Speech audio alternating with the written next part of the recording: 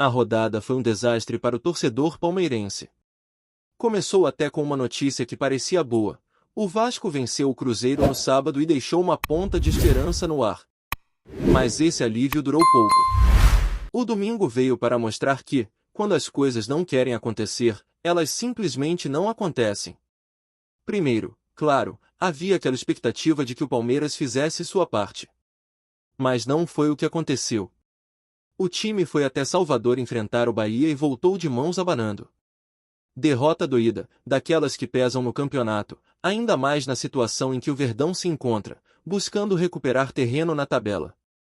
E se o torcedor achava que o dia já tinha sido ruim o suficiente, ainda veio o clássico entre Corinthians e Flamengo para completar a frustração. O jogo foi em Itaquera, e o Corinthians teve a chance de abrir o placar logo no primeiro tempo, quando foi marcado um pênalti para o time da casa. Yuri Alberto foi para a cobrança e tentou uma cavadinha bizarra, que o goleiro do Flamengo pegou com facilidade. Uma cobrança displicente no momento em que o time precisava ser eficiente. Mesmo assim, no segundo tempo, o próprio Yuri se redimiu com um belo gol. Jogada individual pela esquerda, passou pelo Léo Ortiz com um drible da vaca, invadiu a área e bateu cruzado, com a perna esquerda. Gol bonito, merecido, e que dava ao Corinthians uma vantagem preciosa. Só que o Flamengo voltou o outro time para o segundo tempo. Felipe Luiz mexeu bem, o time passou a dominar o meio de campo, a colocar a bola no chão e, como se não bastasse, ainda teve espaço para triangulações e jogadas bem construídas. O empate veio com Arrascaeta e, na sequência, veio a virada com Luiz Araújo. Detalhe que a jogada do segundo gol foi bastante questionada. Tudo começou com uma lateral polêmica. Gustavo Henrique, zagueiro do Corinthians, chutou a bola e ela desviou claramente no jogador do Bahia, o Plata, indo para fora. Mesmo assim, o árbitro e o Bandeira marcaram lateral para o Flamengo. O Plata foi rápido, cobrou e a bola chegou ao Carrascal, que deu mais uma assistência na partida, dessa vez para Luiz Araújo, que bateu rasteiro, no canto esquerdo do Hugo Souza. A virada veio, e com ela, uma mudança importante na classificação. Com esse resultado, o Flamengo pulou para 54 pontos. O Cruzeiro permanece com 50 e o Palmeiras, depois da derrota para o Bahia, estaciona nos 49. A diferença cresceu e, embora o Palmeiras tenha 2 jogos a menos que o Cruzeiro e 1 a menos que o Flamengo, a situação ficou mais complicada. O saldo de gols do Flamengo também é muito superior, o que pesa bastante nessa reta final. A briga continua, claro, ainda há muitos pontos em jogo, mas o momento agora exige reação. O Palmeiras precisa voltar a apresentar o futebol consistente que vinha demonstrando. Contra o Bahia, absolutamente tudo deu errado. Já foi falado no pós-jogo, mas é impossível não reforçar, foi uma atuação bem abaixo, num cenário que exigia entrega e intensidade. E ainda tem o fator do gramado. O campo da Fonte Nova estava num estado lamentável. Pintado, escorregadio, totalmente fora do padrão de um campeonato de alto nível. O Palmeiras vai formalizar uma reclamação na CBF, mas é difícil acreditar que algo vá mudar. Anderson Barros já declarou que a diretoria vai agir, vai protocolar a queixa, mas será que vai adiantar? A verdade é que esse tipo de situação se repete com frequência e raramente gera consequência real. O gramado não estava ruim só para o Palmeiras, estava ruim para os dois lados, mas o clube entende que a condição do campo contribuiu diretamente para as lesões de Lucas Evangelista e Piquerez. Aliás, essas lesões preocupam demais. O Piquerez, por exemplo, sentiu o joelho depois de um lance em que tenta marcar o ponta do Bahia. Pelo jeito que ele bateu o joelho no chão, o temor é grande de que seja algo mais sério. E o detalhe que preocupa ainda mais, o joelho lesionado pode ser o mesmo que já passou por procedimento anterior. Se for isso mesmo, o tempo de recuperação pode ser longo. A expectativa agora gira em torno dos exames que os dois jogadores farão ainda hoje. Mais tarde, o clube deve divulgar mais informações sobre o grau das lesões e o tempo estimado de recuperação. E no meio de tudo isso, ainda tivemos aquela cutucada clássica que não poderia faltar. Abel Ferreira criticou publicamente o estado do gramado em sua coletiva, e Rogério Ceni, técnico do Bahia, não deixou barato.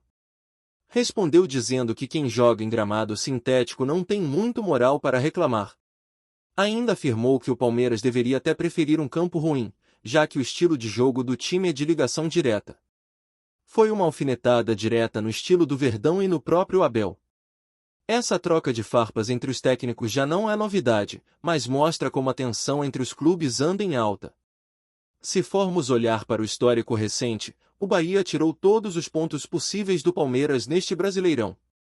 Foram 2 vitórias em 2 jogos. E perder 6 pontos para o mesmo adversário não é algo que pode ser ignorado. Se quiser realmente lutar pelo título ou por uma posição de destaque, o Palmeiras vai ter que reagir com urgência. O próximo desafio já tem data e hora marcada. Na próxima quarta-feira, às 7 da noite, o Verdão recebe o Vasco no Allianz Parque. E o time carioca chega embalado, depois de uma vitória importante contra o Cruzeiro. O Vasco ganhou moral, está confiante e certamente vai querer complicar a vida do Palmeiras dentro de casa. Por isso, o elenco alviverde já se reapresenta hoje na academia de futebol.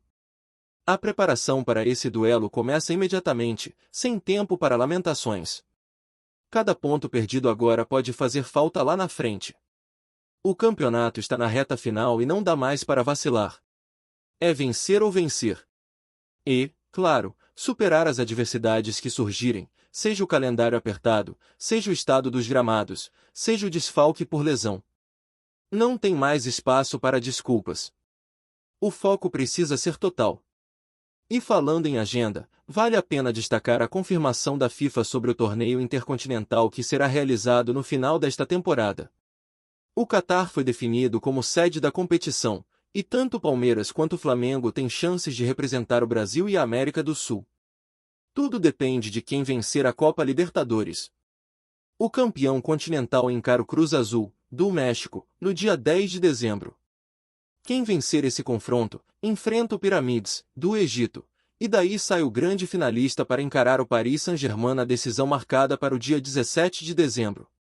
Ou seja, pode anotar no calendário, há uma possibilidade real de ver o Verdão nesse torneio internacional. Mas nem só de más notícias vive o torcedor.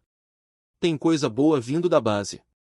A seleção brasileira sub-20 estreou na Copa do Mundo da categoria com um empate em 2-2 contra o México. E os gols do Brasil? Foram marcados por 2 jogadores do Palmeiras, Rafael Coutinho e Luide. Ambos começaram como titulares, mostraram personalidade e ajudaram o Brasil a evitar a derrota na estreia. É mais uma demonstração de como a base alviverde segue forte, formando talentos que não só reforçam o time principal como também brilham em nível internacional. Inclusive, tanto Coutinho quanto Luide vêm despertando interesse de clubes do exterior. O Palmeiras, atento a isso, já tratou de renovar com Coutinho recentemente. A expectativa é que esses jovens retornem ainda mais valorizados depois da disputa do Mundial. Agora, resta saber como o técnico Abel Ferreira vai montar a equipe para enfrentar o Vasco, ainda mais com as possíveis ausências de Evangelista e Piquerez. O departamento médico terá papel fundamental nos próximos dias. Dependendo do que for diagnosticado, o Verdão pode precisar ajustar sua estrutura, mudar peças e repensar estratégias. É aquela velha máxima: quem quer ser campeão precisa estar preparado para tudo.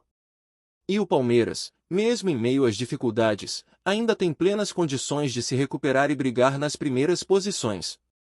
O torcedor, claro, já está ansioso para ver como o time vai responder depois de um fim de semana tão frustrante.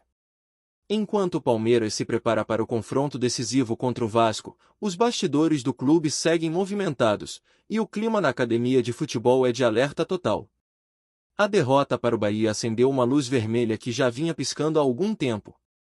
Não é só o resultado que incomodou, mas a forma como o time se comportou em campo.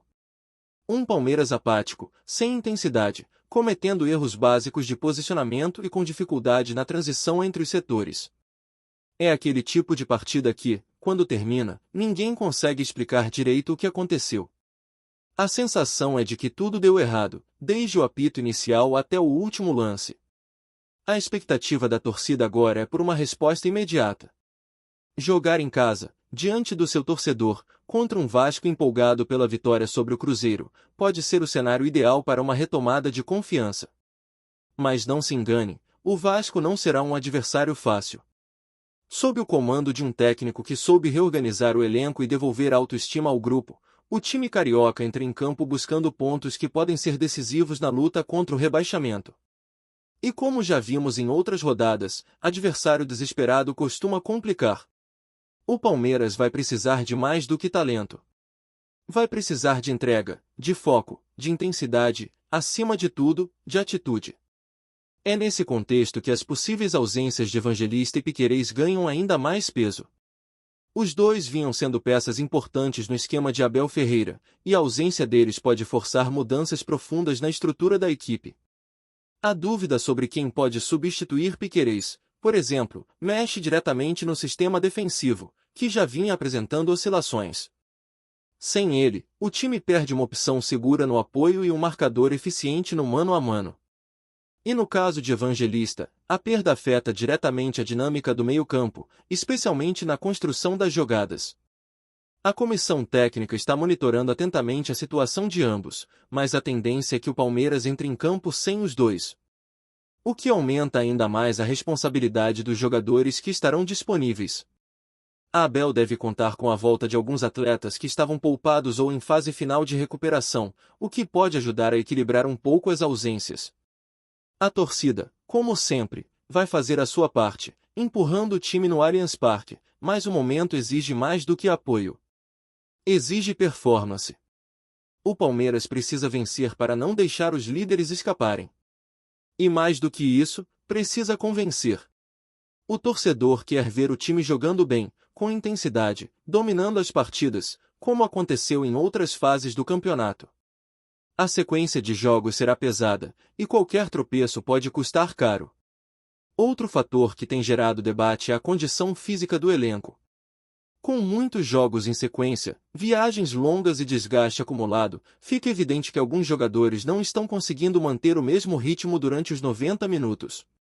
O departamento de preparação física vem sendo pressionado, e o próprio Abel Ferreira já comentou, em algumas entrevistas, que o calendário brasileiro é desumano. E ele tem razão. Não há tempo adequado para a recuperação, não há planejamento que aguente tantos jogos em tão pouco tempo. Mas o fato é que esse é o cenário para todos os clubes, e quem quiser se destacar vai precisar encontrar soluções mesmo dentro desse caos. Enquanto isso, nos bastidores da Confederação Brasileira de Futebol, a polêmica sobre os gramados voltou com força. A reclamação do Palmeiras pode não surtir efeito imediato, mas está servindo como combustível para uma discussão mais ampla. Vários clubes já manifestaram insatisfação com a qualidade de alguns estádios, principalmente os que passam por manutenção superficial, com tinta e areia, para disfarçar as falhas. A verdade é que o futebol brasileiro exige dos jogadores um nível altíssimo de performance, mas oferece condições de trabalho que, muitas vezes, não acompanham essa exigência. E a situação do gramado da Fonte Nova é só mais um exemplo disso. O comentário de Rogério Ceni, por mais provocativo que tenha sido, reflete uma visão que ainda é comum entre muitos treinadores e dirigentes, a de que reclamar de gramado é desculpa de perdedor. Só que a realidade é mais complexa. Um gramado ruim não afeta só a estética do jogo, ele interfere diretamente na saúde dos atletas. As lesões se multiplicam, os movimentos são mais arriscados, e o desempenho técnico naturalmente cai. O Palmeiras está certo em levantar essa bandeira, ainda que o resultado da reclamação seja incerto. Pelo menos, coloca o tema em pauta e obriga os responsáveis a, no mínimo, se justificarem. Antes de prosseguirmos, te pedimos que deixe seu like e já se inscreva no canal para não perder nenhuma novidade exclusiva do Palmeiras. Continuando.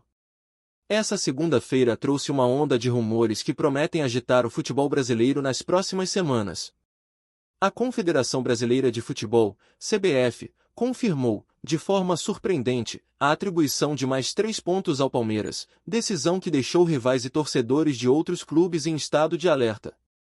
A notícia, ainda cercada de mistério, desencadeou uma série de especulações sobre os bastidores da entidade máxima do futebol nacional e levantou questões sobre os critérios utilizados para contabilizar pontos na tabela do Campeonato Brasileiro. Segundo fontes não oficiais, a decisão da CBF estaria ligada a uma contestação antiga envolvendo uma partida polêmica, mas os detalhes permanecem nebulosos. O que se sabe é que, com os 3 pontos adicionais, o Palmeiras se distancia ainda mais de concorrentes diretos na briga pelo topo da tabela, reacendendo o debate sobre justiça e transparência no futebol nacional. Enquanto alguns defendem que a medida é legal e amparada pelos regulamentos, outros afirmam que a confusão beneficia de forma desproporcional o clube paulista, gerando insatisfação generalizada. Nas redes sociais, a repercussão foi instantânea. Torcedores de rivais questionam publicamente a CBF, acusando a entidade de favorecer determinadas equipes, enquanto palmeirenses celebram como se fosse um título conquistado fora das 4 linhas. Nos bastidores, dirigentes de outros clubes já estariam preparando protestos formais, e há quem diga que a decisão pode até ser alvo de recursos jurídicos. Entre comentaristas e analistas esportivos, a interpretação varia. Uns afirmam que a medida poderia ter impacto direto na classificação final, enquanto outros minimizam, dizendo que o futebol é imprevisível e que nem sempre pontos extras significam títulos. O que é certo é que o rumor envolvendo a atribuição de pontos ao Palmeiras promete movimentar o mercado de transferência, influenciar estratégias de técnicos e gerar novas discussões acaloradas nas próximas rodadas. Enquanto a CBF mantém silêncio sobre os detalhes da decisão, a torcida alviverde aproveita para alimentar a esperança de uma campanha ainda mais vitoriosa, e os rivais preparam a reação. Em um campeonato cada vez mais disputado, este episódio adiciona um tempero de suspense digno de novela. Afinal, quem ganha, quem perde e quem ainda vai se pronunciar sobre os pontos atribuídos segue sendo o grande mistério do momento. Apresentamos as últimas notícias do Palmeiras diariamente. Inscreva-se no nosso canal e deixe o seu like para continuar recebendo informações exclusivas. Não se esqueça de compartilhar a sua opinião sobre essa notícia nos comentários, pois sua participação é fundamental para a família palmeirense. Até o próximo vídeo. Avante palestra!